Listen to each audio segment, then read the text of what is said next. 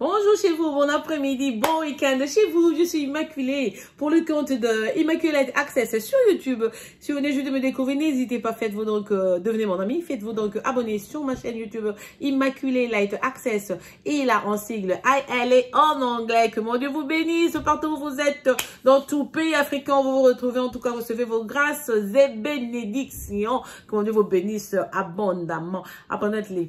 Ok, je suis devant vous aujourd'hui pour parler parce que pour ceux qui ne savent pas, je suis aux États-Unis. J'habite donc les États-Unis, d'origine congolaise, installée aux États-Unis pendant longtemps, pendant plusieurs années. Donc, mais les États-Unis d'aujourd'hui, aujourd'hui, je vais vous parler de comment la globalisation a ruiné les États-Unis. Parce que les États-Unis d'antan n'ont rien à foutre avec ce qui se passe aujourd'hui. La situation, je dirais, est... Je ne peux pas utiliser certains termes parce que je ne veux pas que YouTube vienne après moi et eux, voilà. Mais nous qui habitons ici, nous savons vraiment comparer l'époque de George Bush, je sais pas, Bill Clinton, George Bush, qui d'autre est passé, Barack Obama et aujourd'hui, George Bush a eu 2 mandats et aujourd'hui donc... en tout cas, ça va pas, il y a anguille sous roche, je ne sais pas de quel côté, comment ça se passe et si vous souvenez ou si vous vous rendez compte, ce moment-ci, cette période-ci, ici sur Terre, ici sur la planète Terre, il y a un changement, il y a eu un moment, il y a une énergie qui vient de bouger. Les choses se regardent maintenant autrement, différemment.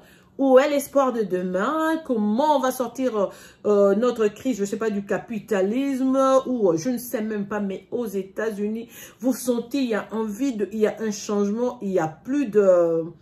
Ah ouais, enfin, le bonheur, je peux pas dire qu'aux États-Unis, le bonheur est tout, parce que tu vois pas de gens, hein, tu es dans ton appartement, tu es dans ta voiture, tu vois pas les passants, à moins que tu ailles dans une alimentation, faire des achats et tout. C'est là que tu as encore des gens, à part cela, il y a rien, il y a que des voitures qui sillonnent aux États-Unis, chacun dans son appart, et puis tu écoutes les cris des chiens en train d'aboyer, donc les chiens qui aboient et tout, les chats miaulés, peut-être chez le voisin et tout, c'est tout ce qu'il y a aux États-Unis, pas grand-chose comme tel. Et pourtant, dans le temps, juste voir les gens des véhicules qui conduisaient, comment se passait la vie, comment ils dépensaient, c'était ça, les American Dream. Même si toi, tu n'en as pas, voir une autre personne en avoir et être heureuse, c'était ça. Ça donnait donc de l'espoir à une autre personne. Je peux aussi aller aux États-Unis et me retrouver.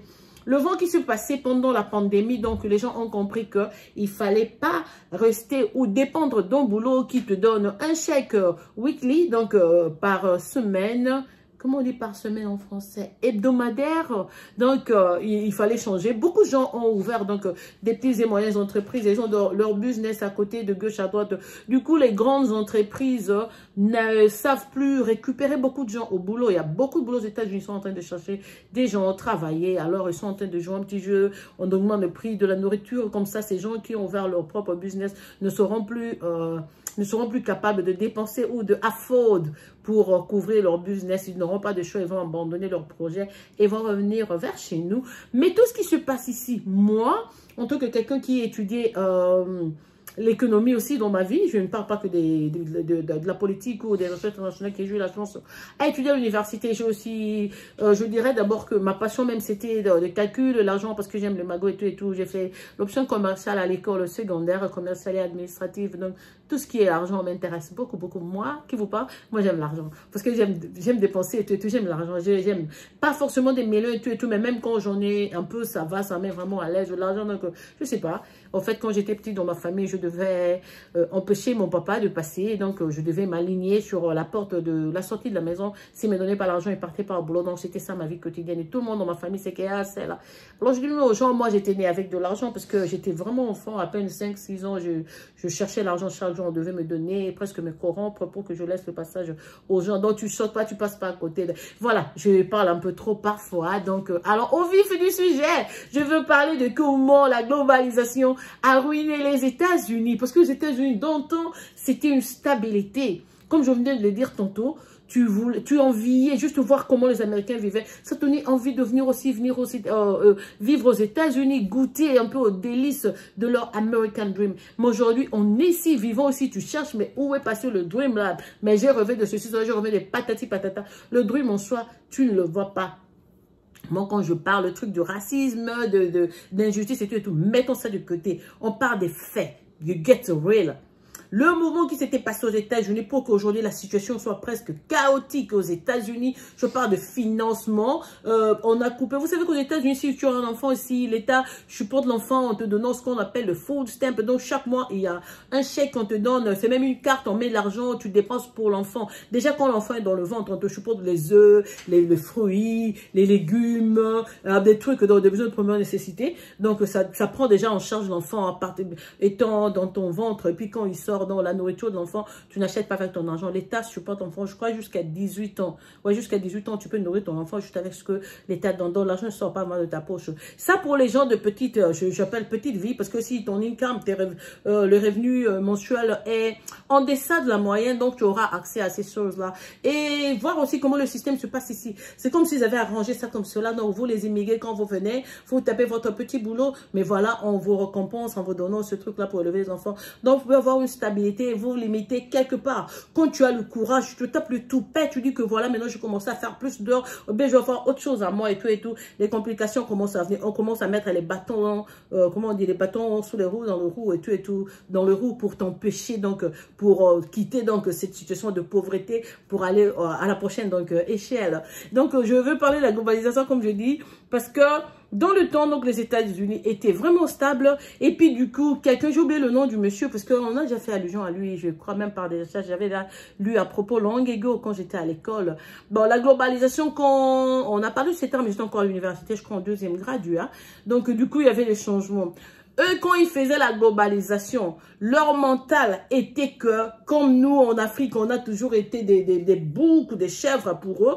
Donc, ils vont prendre maintenant leurs produits et ils vont commencer à vendre. Vous savez, la situation qui est dans le temps, dans les pays africains, ils doivent toujours de l'argent à ce pays, de grands pays. C'est toujours, nous, on devait toujours s'endetter. Et pourtant, eux, ils prenaient les matières premières chez nous. Mais c'était toujours nous qui leur devions de l'argent. Donc, c'était cela. Et du coup, la globalisation est venue, ils ont dit, bon, voilà, on va sauter sur l'occasion. Comme ça, on va commencer à vendre nos histoires là-bas. Parce que ces pays-là, de tiers-monde, n'ont pas encore émergé. Ils n'ont rien qui pourront donc nous offrir à acheter. Nous, par contre, avec tout ce que nous développons, donc, on va utiliser par mer et tout, par avion, par mer, par air.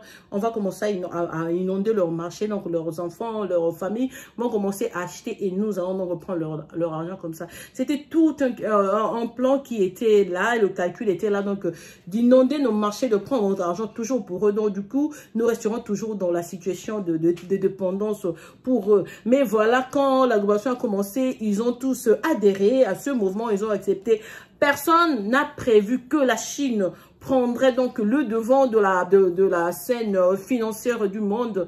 Donc, quand ils ont prôné la globalisation, la Chine, du coup, a pris le devant parce que au niveau international, la Chine a plus des gens, d'humains. Donc, sa main-d'œuvre est plus élevée que celle de tous les autres pays. Donc, la Chine commence à offrir ses œuvres. Donc, moi, j'ai la main-d'œuvre. Au lieu de développer ou de créer des choses là où vous êtes, comme vous voulez inonder les marchés africains et tout, venez ici. Donc, les compagnies américaines commencent à fermer pour un même travail qui payerait 2000 $ à quelqu'un qui travaille aux États-Unis. Ce travail-là était en Chine pour 50 $ par mois. Mais aux États-Unis, c'était 500 $ par mois.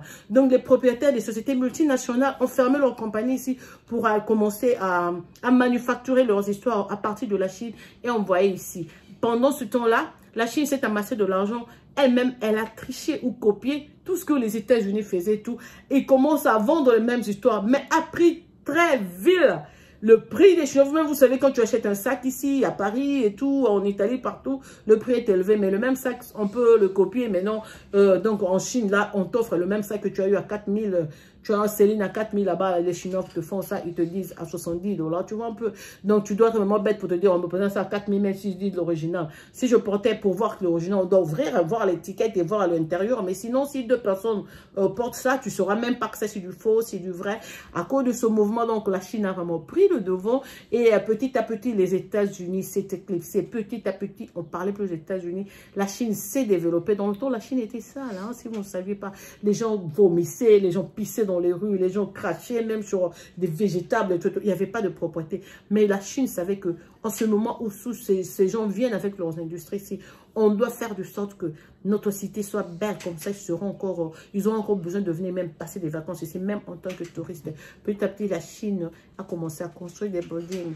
Ils ont mis l'asphalte, l'infrastructure était vraiment à haut niveau et les gens commencent à envier même la Chine. Petit à petit, les États-Unis, la globalisation, donc le truc le système qui a autorisé au pays d'ouvrir les frontières pour que chaque pays soit libre de vendre où il veut, mais ça terminé au vinaigre. Donc les États-Unis ont perdu là-dessus parce qu'ils n'ont pas vendu grand-chose. Vous savez, dans le temps, moi par exemple, quand je grandissais, on devait acheter un jean qui venait aux États-Unis à 100 $ à Kinshasa. On savait que les jeans qui étaient Levi-Strauss et autres, on les avait pour 100 $ à Kinshasa. Mais regardez un peu les jeans que les Chinois font aujourd'hui. Ça te coûte même pas des... Donc, à l'époque, je sais, ma petite soeur m'avait montré une fois un jean qu'elle avait acheté de la Chine à 10 $. Ma soeur a un joli corps comme ça et tout. Quand elle mettait ça, les véhicules s'arrêtaient pour lui demander tout. C'était de la Chine. Donc, ça n'avait même pas de comparaison. La qualité, celle des États-Unis avait meilleure qualité. Puis celle de la Chine, celui de la Chine, donc... la qualité dans les États-Unis, j'ai dit celle, donc avait meilleure qualité. Mais qui sait en Afrique, là, une fille qui est habillée comme ça, qui se fout même de voir l'étiquette, de savoir que ça c'est telle griffe et tout et tout. Donc, du coup, les États-Unis étaient étouffés. Ils se vu dépouillés de toutes ses forces. Là où restait son espoir et tout, les Chinois ont tout copié, les Chinois ont volé donc l'intelligence des États-Unis et ils ont commencé à faire petit à petit, parce que vous savez, le Chinois, ça parle pas trop, hein. Ça c'est un de leurs secrets. Ils sont très discrets, ils travaillent toujours dans le calme et tout, ils planifient, ils arrangent et puis quand il sera là, c'est lui.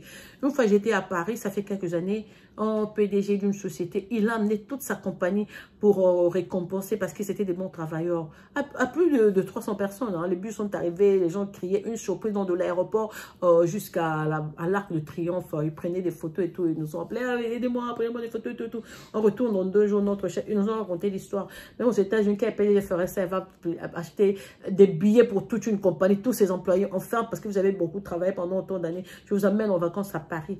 Le rêve de beaucoup de Chinois, c'était aussi voir à Paris. Ils étaient contents. Donc, les États-Unis se retrouvaient en arrière-plan. Donc, leur propre idée a tourné au vinaigre. Et du coup, ils sont en train donc, ça flotte et ça va et ça flotte. Ils essayent en tout cas. Et puis, quand la pandémie est arrivée, il a encore mis les choses... autre chose, du coup, c'est comme si on était retrouvé dans un engrenage. Tu cherches le point, tu cherches des solutions et tout. La politique avec Donald Trump a encore ajouté des ennemis. La guerre comment je peux dire? Comment? Ils ont presque eu une hallucination mais ils ont accepté d'aller en guerre contre l'Irak. En fin de compte, ils n'avaient pas de preuves. C'est pour ça, George Bush, vers la fin, les gens ne l'avaient pas accepté parce qu'ils n'avaient pas pris le temps vraiment de vérifier d'abord les preuves des histoires qu'on leur avait dit à propos de mass, weapon of mass destruction. Disons que l'Iran, l'Irak avaient comment ça s'appelle en français? Oh my God, I don't know. Qu'ils avaient des bombes, comment ça s'appelle? Genre bombes atomiques et tout, qu'ils avaient des trucs, je sais pas, des weapons mass. I don't know how to say it in French. I no longer, I'm so sorry. Mais vous comprenez quand même, hein? Les raisons qui étaient erronées. Donc, ils sont allés en Irak, ils ont tué Saddam Hussein et tout. Oui, Saddam Hussein était un dictateur. C'était peut-être le temps pour lui de quitter, mais la manière dont il a fait vers la fin, ça coûtait. Et vous avez vu, Colin Powell a resigné. Il a démissionné, Condoleezza Rice, ça a presque terni un peu son image et tout, parce que c'est ces gens-là qui entouraient le président Bush. Depuis cette période-là, je vous dis, les gens qui étaient aux États-Unis, comme Bill Clinton était président, Bill Clinton avait trouvé de l'argent dans la réserve plutôt qui était restée de la guerre, je ne sais pas de quelle guerre. Donc, grâce à cet argent-là, il avait mis les États-Unis, les gens étaient très à l'aise pendant les 4 ans de pouvoir de Bill Clinton. Mais quand George Bush est venu, c'était plus sur la guerre. Les États-Unis, en fait, les Américains, eux, ils n'aiment pas tellement. Ils savent que la guerre est lourde, la guerre coûte cher. Quel que soit le cas, ça touchera aussi les poches des pauvres citoyens. Les taxes que nous payons, ils retranchent même par centime, 2 $, 3 $, 7 $, 18 $ sur nos chèques. Et cet argent, on aimerait bien que ça soit investi en autre chose. Et non, dans la guerre, les Américains, c'est des gens très bons et tout. Ils n'aiment pas, mais bon, tout le monde n'est pas politicien, tout le monde ne sait pas. Donc, c'était ça. Aujourd'hui, quand vous regardez maintenant les répercussions de ces guerres, de leur politique, de globalisation et tout, donc ils n'ont pas eu des effets escomptés comme ils le souhaitaient, comme ils l'auraient souhaité. En tout cas, ça m'a tourné au vinaigre. Aujourd'hui, la vie aux États-Unis, je dirais, c'est les gens qui jouent à la loterie, venez voir, mais ici, beaucoup de choses ont changé. Il fait plus vraiment très, très beau. Je sais pas comment dire. Je sais pas être négative à propos et tout. C'est pas la déception, c'est bon de rester ici, c'est toujours les États-Unis et tout. Mais cette étiquette-là de grande puissance, quand quelqu'un prend que ça sur un Américain, une Américaine, on tremble un peu parce qu'ils savent que te toucher, toute une armée pourrait intervenir juste pour sauver un Américain ou une Américaine et tout. Cette histoire-là, ça tend à disparaître. Parce que vous savez quoi? Comme on dit, ventre affamé n'a point d'oreille. Si les gens ici souffrent aujourd'hui pour acheter la nourriture, au moment où je vous parle même, le président Joe Biden, il a fait partie le food stamp que beaucoup de gens utilisaient pour stabiliser un peu leur situation économique dans le foyer, pour acheter la nourriture et tout. Une dame qui avait 700 $, on a enlevé 600 $. Aujourd'hui, elle se retrouve avec 100 $. Du coup, elle est censée aller prendre un deuxième boulot parce que je sais pas, tu sauras même pas nourrir les enfants. Le prix des ingrédients, des condiments a pris comment on dit, a pris un élan, je ne sais de comment, aussi peu de temps, pendant un pain qui coûtait, mon pain préféré, coûtait 2,99 $. Aujourd'hui, c'est à 7 $. Le bidon d'huile que j'ai acheté pour ma famille, c'était à 17 $. Aujourd'hui, c'est à 51 $. Vous voyez, le prix ont quadruplé, triplé, vous n'avez pas idée. Du coup, ça coûte vraiment les foyers, mais eux, ils s'en rendent pas compte. À cause de cette crise, vous voyez les gens maintenant commencer à fumer comment ça s'appelle, vous avez vu des zombies, on les appelle la drogue des zombies, autant en Californie et en Philadelphie, chez nous, ici, si vous êtes dans la rue, si vous êtes même africain, vous avez peur que ces gens pourront vous... Ils peuvent même pas vous attaquer parce qu'ils n'ont plus de muscles, ils sont presque des zombies, comme vous les appelez, des dead. Ils ont fait ça pourquoi? Parce qu'ils sont stressés. Le niveau des stress à cause des factures et tout. On se demande maintenant comment faire pour tourner le jeu. Est-ce la fin du capitalisme? Est-ce qu'il faut maintenant encourager le socialisme ou quoi? Comment ça va se faire? Il faut trouver un autre terme. Mais il est temps vraiment que les États-Unis viennent au secours avec un autre plan, que ça nous propose autre chose. On a vraiment vu le capitalisme, son apogée, et je dirais qu'aujourd'hui, c'est vraiment son déclin. Et puis, moi, étant citoyen, je dis, quand il faut aller au vote, hein, quand on va aux urnes, il faut choisir un président jeune. Ne mettez pas des présidents qui sont vieux. Ils ne comprennent pas déjà le jeu de réseaux sociaux, comment l'allure à laquelle le pays se développe maintenant, comment la terre se développe maintenant chaque jour à cause des réseaux sociaux. Ces présidents-là, ils savent même pas ce que c'est que, par exemple, TikTok. Est-ce que ces présidents-là viendront eux-mêmes dire que non, voilà, je prends mon cellulaire, je peux mettre là YouTube, je mets une vidéo. Ils sont pas capables. C'est des vieux, ils comprennent plus l'enjeu de jeu, que maintenant la compétition est même plus forte qu'avant. On doit vendre aussi grâce aux réseaux sociaux. Et pour vendre, pour que tu reçoives, tu dois vendre quelque chose qui est plus pimpant, quelque chose qui est meilleur que ce que, par exemple, les Chinois proposent sur le marché. Mais ils ignorent toujours que le peuple américain n'aime pas la guerre. Quand vous supportez l'Ukraine pendant sa guerre, vous donnez autant des milliards. Mais ici, les gens ont besoin de la nourriture, les habits des enfants, les frais, les magasins, les malls, les boutiques se ferment. C'est un changement total qui se passe aux États-Unis. Mais c'est comme si les gens se sont endormis. Moi, l'unique chose que je trouve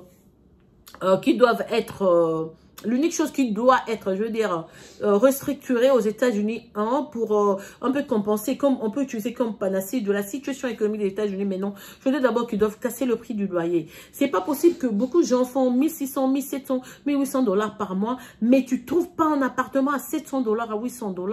Les appartements simples sont à plus de 1000 $. Comment se fait-il que quelqu'un qui fait 1800 $ se tape un appartement qui coûte 1400 $? Les 400 $ restants, c'est rien. C'est sur une facture d'électricité ou des Comcast pour l'internet et tout, il n'y a rien. Donc tu vas t'endetter à vie et tu sais même plus comment payer tes dettes. C'est un peu ça la situation. Je ne sais pas comment ils vont balancer cela, mais là on commence même à penser d'eux. Hein. Nous autres on a même la chance qu'il y a l'Afrique là et tout, mais au Congo aussi ça va pas. Comment me dire? Bon, moi je me dis toujours, ma scène est pleine, j'irai m'installer en Côte d'Ivoire ou au Cameroun, dans un pays francophone. Là j'aime le Sénégal, j'aime le Burkina Faso. Si ça a éclaté, si vraiment comme je trouve que Le vent, là, c'est un mauvais vent que je suis en train de sentir. Parce que moi, j'ai quand même vécu longtemps aux États-Unis. Nous, on mangeait que des Agostino de chez Martin et tout et tout. Aujourd'hui, je vois des Blancs aller faire le shopping dans des community aid, chez Salvation Army. Tu n'as pas à lire pour voir que la situation ne va pas. Les États-Unis doivent changer beaucoup de choses. Un, ils doivent casser le prix des loyers, des appartements, même des maisons, des mortgages. Tu achètes une maison, tu dis cette maison, là, c'est à 500 000 $. Mais qu'est-ce qu'il y a de 500 000 $ ici? Il n'y a rien. C'est même pas une maison en briques. Les matières qu'ils utilisent, ça, c'est même pas cher. Pourquoi vous tuez vos propres enfants? Pourquoi vous nous mettez du poison comme ça et vous nous demandez de boire? Ça va pas. On doit casser les prix des loyers. On doit casser les prix de beaucoup de choses qui sont inutiles. Pourquoi il faut renouveler l'enregistrement de voitures chaque année? Ça vaut pas la peine. Partout quand tu achètes une voiture, tu as le titre et tu as l'enregistrement. C'est juste qu'est-ce que cette voiture-là ne sera en panne. Tu te débarrasses de ça. Mais ici, chaque année, on doit renouveler. C'est des dépenses inutiles sur les gens. Quand la police t'arrête à cause de la vitesse, tu as dépassé même la ligne. On te dit de payer 166 $, 185 $, 170 $. Un vrai n'importe quoi. Vous savez pas, les gens font 10 $, 15 $, l'heure au boulot. 20 $, l'heure, 18 $, l'heure même. C'est des gens qui ont de bons boulots dans beaucoup d'États. Quand vous entendez quelqu'un dire, oh non, 21 $, 22 $. Mais allez voir les gens de boulot qu'ils font. C'est des boulots durs, là, ils rentrent à la maison, ils se lavent à l'eau chaude, la colonne vertébrale veut quitter, veut sortir même du dos, là, c'est difficile quand c'est un peu cher. Donc, la situation vraiment ne va pas très bien en ce moment, mais ce que nous, on a ensemble aux États-Unis, on perd jamais espoir. Hope.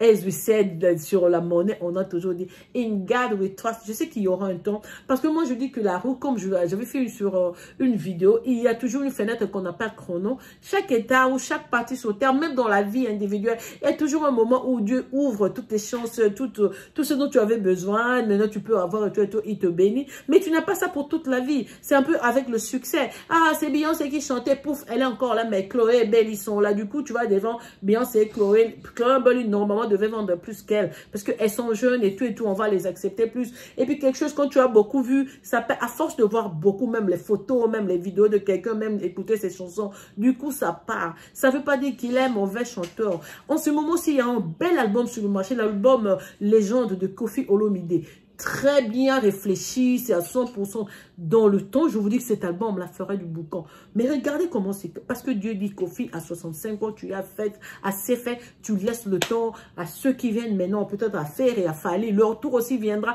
Ils vont quitter aussi pour laisser à Gaz Mawet et à Inosbi. C'est comme ça la vérité de la vie. Ne crois pas, si tu es assis sur du succès aujourd'hui, que ça sera à perpétuité. Que ça sera donc perpétuellement, ça sera toujours toi qu'on verra tes photos, tes vidéos, ta musique. Non, il y a un temps où dedans, tu as eu assez d'argent. Maintenant, cette même étoile, donc je la passe à une autre personne. Donc, ce que je dis à ces gens-là, quand tu es jeune, mais quand tu es en train de faire de l'argent, essaie d'investir. Parce que moi-même, j'ai vécu dans une relation où j'avais tout. J'étais vraiment gâtée. J'avais jamais travaillé aux États-Unis. Jamais, alors jamais. Pendant plus de 10 ans, j'avais pas travaillé. Parce que mon ex, le papa de mes enfants, se coupait très bien de moi.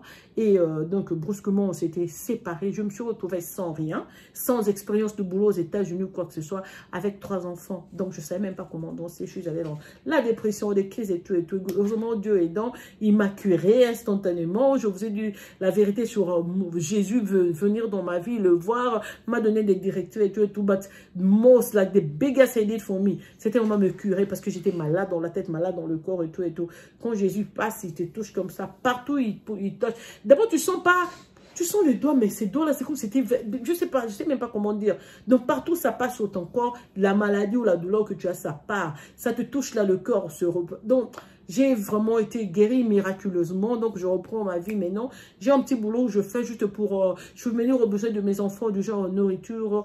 Aujourd'hui, d'ailleurs, c'était l'anniversaire. Mon fils est né à totaliser 17 ans. Donc, petit à petit, ils leur ont fait son nid. Mais oui, si vous avez de l'argent, je ne vais pas faire de l'argent. C'est pas le temps d'aller dans des boires, dans des faire n'importe quoi. Le monde est en train de changer. On dit même que les dollars peut-être ne seront pas là. On ne sait pas. Mais gardez votre argent, vos investissements et tout. Essayez d'investir dans beaucoup de secteurs. Vous qui êtes riches, ne